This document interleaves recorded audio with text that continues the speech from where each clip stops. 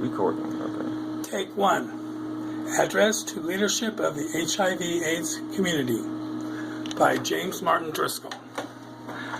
My name is James Martin Driscoll, and I am trying to develop a community supportive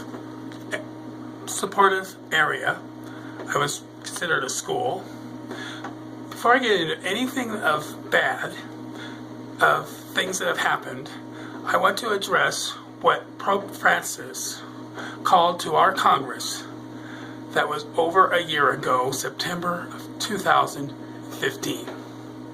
It is now November of 2016, and this community still is not listening to me. So I'm going to quote from my community address number 01, which is http://community.gruwup.net/01. From his private meeting with President Obama to giving the first ever papal address before a joint session of Congress, Pope Francis did not shy away from politics during his 3-day stop in Washington, D.C. Julie, the Washington Post. An excerpt from his public address broadcast worldwide live, to which this author, I, James Driscoll, was watching and listening to him intensely. He said to the world, to what I agree has been a part of my missing portion of my mission work ideal. I have no fix for this, and I cannot totally be in this community work alone. This is what he told or asked or advised us to do. All of us are quite aware of and deeply worried by the disturbing social and political situation of the world today. Our world is increasingly a place of violent conflict, hatred, and brutal atrocities, committed even in the name of God and of religion. We know that no religion is immune from forms of individual delusion or ideological extremism. This means that we must be especially attentive to every type of fundamentalism, whether religious or any other kind. A delicate balance is required to combat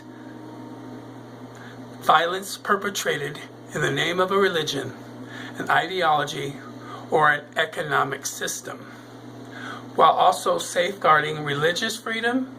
That would be something I have, religious freedom. Intellectual freedom, that which I have is intellectual freedom. And individual freedom, that which I have is individual freedoms. But there is another temptation which we must especially guard against. The simplest reductionism, which sees only good or evil, or, if you will, the righteous and the sinners. The contemporary world, with its open wounds, which affects so many of our brothers and sisters, demands that we confront every form of polarization that would divide it into these two camps. We know that in the attempt to be freed of the enemy without, we can be tempted to feed the enemy within. To imitate the hatred and violence of tyrants and murderers is the best way to take their place. That was stated in a way that this is what he says afterwards. We are to take that. That is something that happens, true to heart, happens, but is something that is something which you as a people reject, and I reject too. Our response must instead be one of hope and healing, of peace and justice. We are asked to summon the courage and the intelligence to resolve today's many geopolitical and economic crises. That is what I've been trying to do. Even in the developed world, the effects of unjust structures and actions are all too apparent. I claim it is apparent in the HIV/AIDS policies from when they were first created. I'm calling for a change.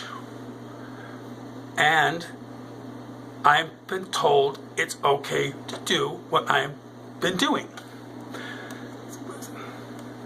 For all actions are all our efforts must aim at restoring hope, righting wrongs, maintaining commitments.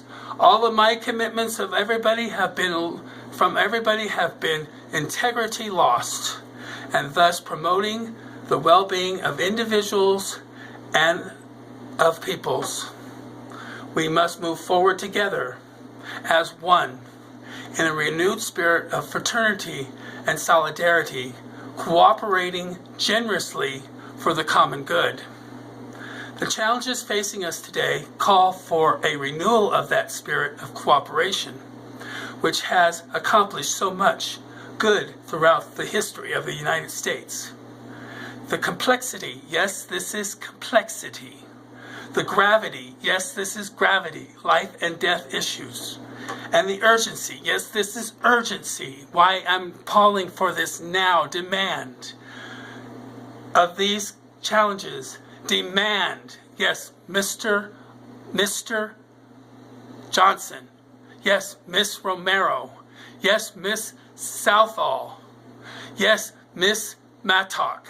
Demand that we pool our resources, talents, and resolve to support one another, and with respect of our differences and our convictions of conscience.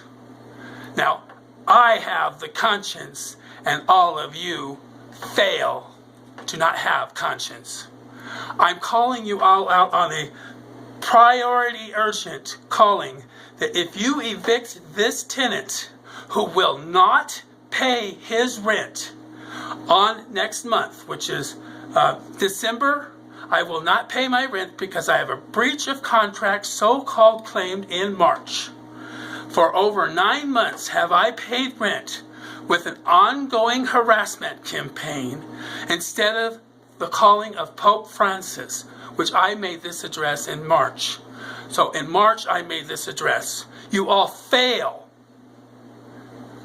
wholeheartedly to come to the table properly with no hidden agenda.